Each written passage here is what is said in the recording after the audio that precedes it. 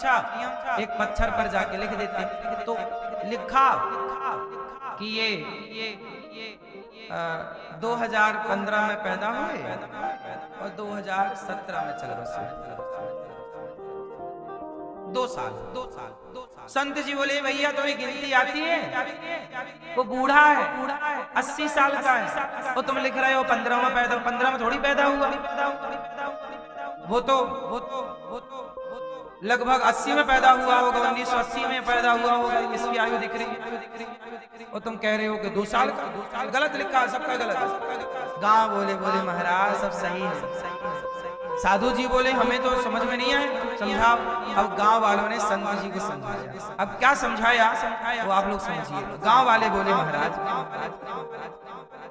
हम लोग जिंदगी की पूरी आयु नहीं लिखते, तो क्या लिखते हो? बोले इसने 2015 से सत्संग करना शुरू किया, दान पुण्य करना शुरू किया। इसने 15 के पहले तक तो शराब पी के जुआ खेलता, गलत काम में रहता, बेटा बेटी में उलझा रहा। वो तो 2015 से सत्संग सुना, तो सत्संग सुनना शुरू किया, कीर्तन करना शुरू किया और 17 में मृत्यु हो गई। तो जब से इसने मन भगवान में लगाया तभी से तो जिंदगी है, उसके पहले तो जिंदगी थी ही क्या। तो हम केवल उतना ही मेंशन करते हैं कि जितना इसने ईश्वर को और अच्छे काम में समय दिया वही जीवन है, बाकी तो सब बेकार है। आप कितने साल जिए क्या फर्क पड़ता है, लेकिन आपने उस जीवन में कितना समय समाज की सेवा में, भगवान के चिंतन में लगाया, वही सार्थक। बोलो हाँ। केला में ऊपर का छिलका तो फेंक ही दिया जाता है, भीतर का गूदा ना खाया जाता है।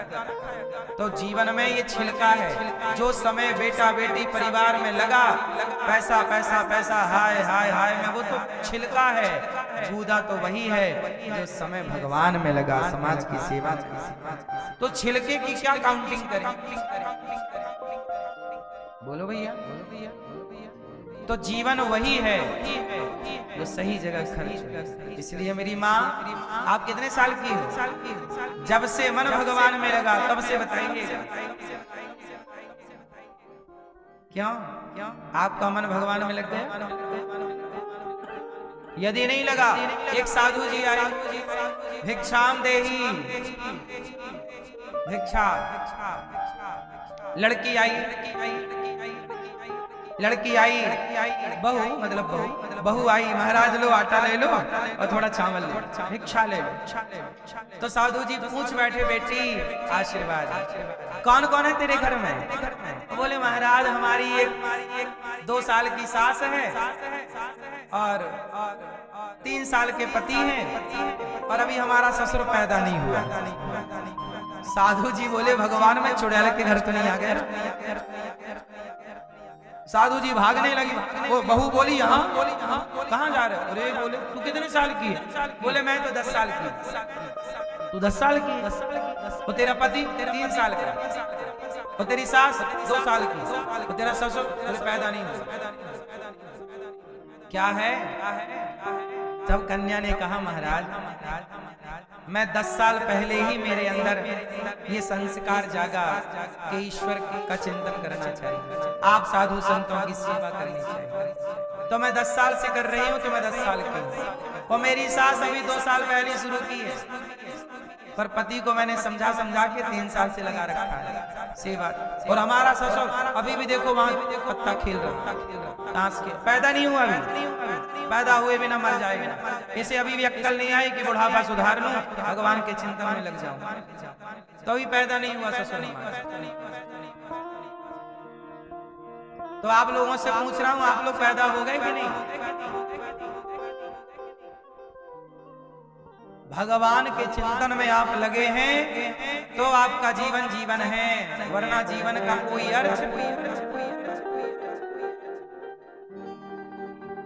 इसलिए आप लोग भी परोपकार करना सीखें, खाने से पहले किसी को खिलाना सीखें, गौरी गोपाल आश्रम में हजारों संत भोजन करते हैं, संतों को भोजन कराना सीखना। अभी 26 नवंबर से यहाँ 84 कोस की यात्रा होगी। आप भी 84 कोस की यात्रा, पूरे 84 कोस ब्रजमंडल की यात्रा। कहते हैं कि भगवान श्री कृष्ण ने अपनी माँ, एक दिन यशोदा मैया बोली, लाला है कन्हैया, लाला मुझको चारों धाम के दर्शन कराए दे, तीर्थ यात्रा कराए। तो भगवान बोले, मैया तू तो बूढ़ी है गई, बूढ़ी हो गई है, अब बुढ़ापे में कैसे दर्शन करेगी सब जगह, कैसे कैसे जाएगी। तो एक काम कर, मैं तेरे लिए सारे तीर्थों को यहीं बुला देता हूँ। तो भगवान कृष्ण ने पूरे ब्रजमंडल में धरती के सारे तीर्थों को बुला दिया, आवाहन कर दिया और कहा कि मैया अब तेरी हम यात्रा 84 कोस की कराते हैं। तो सबसे पहले भगवान कृष्ण ने मैया यशोदानंद बाबा को 84 कोस की यात्रा कराई, 84 कोस की परिक्रमा लगवाई कि जो 84 कोस की परिक्रमा करेगा ब्रजमंडल की, वह धरती के सारे तीर्थों का दर्शन, स्नान का फल प्राप्त कर लेगा। और 84 कोस की परिक्रमा इसलिए कि जो 84 कोस की परिक्रमा करेगा वह 84 लाख योनियों से मुक्त हो जाएगा। इसलिए अभी 26 नवंबर से 84 कोस की यात्रा है। ये दास अनिरुद्ध मैं स्वयं आपको ले जाऊंगा, हर जगह घुमाऊंगा कि ये जगह पे भगवान ने ये लीला की, ये जगह पे ये लीला की। आपको भी चलना है तो अपना रजिस्ट्रेशन करा लें और सम्मिलित हो सकते हैं आप भी इस यात्रा से। 84 कोस की यात्रा। आप भी अपने माँ बाप को तीर्थ यात्रा कराना चाहते हैं तो करा सकते हैं, धाम का दर्शन कराना चाहें तो कराएं। तो आप लोग भी जिस तरह से जुड़ना चाहें तीर्थ यात्रा से जुड़े। सुखदेव भगवान कहते हैं, निद्रया ह्रियते नक्तम व्यवायेन च वावयः दिवाचार्थे हया राजन् कुटुंब भरणेन वा। परीक्षित जी ने कहा, मुझे जल्दी मरना है, मैं क्या करूं? सुखदेव जी ने कहा कि तुम नींद पर कंट्रोल करो, सो मत, जितना जरूरत हो उतना सो, बाकी भगवान का चिंतन। तस्मात् भारत सर्वात्मा भगवान ईश्वरो हरि। अच्छा ये बताओ, भगवान कहाँ रहते? आप बताओ। सब जगह। आपने भगवान को देखा? नहीं। आपने भगवान कहाँ रहते हैं? कहाँ रहते हैं? सब जगह। आपने देखा? आपने देखा? आपने देखा? आप बताओ भगवान कहाँ रहते हैं? कहाँ रहते हैं? जोर से, हम थोड़ा बहरे बहरे हैं। सब जगह रहते। आपने देखा? आपने देखा? आपने देखा? आप बताओ भगवान कहाँ रहते हैं? कहाँ रहते हैं? यहाँ यहाँ हृदय में। तो एक्सरे करा लो हृदय का। देखा आपने भगवान? आप कह रहे हो अंदर रहते हैं और आप कह रहे हो देखा भी नहीं। तो अंदर रहते हैं कैसे पता लगा कि अंदर रहते हैं जब देखा ही नहीं? लाल मैया, भगवान कहाँ रहते हैं? मेरी माँ कहाँ रहते हैं? कहाँ रहते हैं? कहाँ रहते हैं? कहाँ? पड़ोस में? मन में, मन में, मन में, मन में। आपने देखा भगवान? देखा? आपने देखा? आपने देखा? देखा नहीं, देखा नहीं, देखा नहीं, देखा नहीं, देखा नहीं। देखा है कि नहीं? बस ये बताइए। चलो चलो चलो। आप लोगों ने भगवान को नहीं देखा? सुनो सुनो सुनो सुनो। भगवान को, भगवान के 5 रूप होते हैं। पर, बोलो पर, व्यूह, विभव, अंतर्यामी, अर्चावतार। 5 अवतार। पर अवतार, व्यूह अवतार, विभव अवतार, अंतर्यामी, अर्चावतार।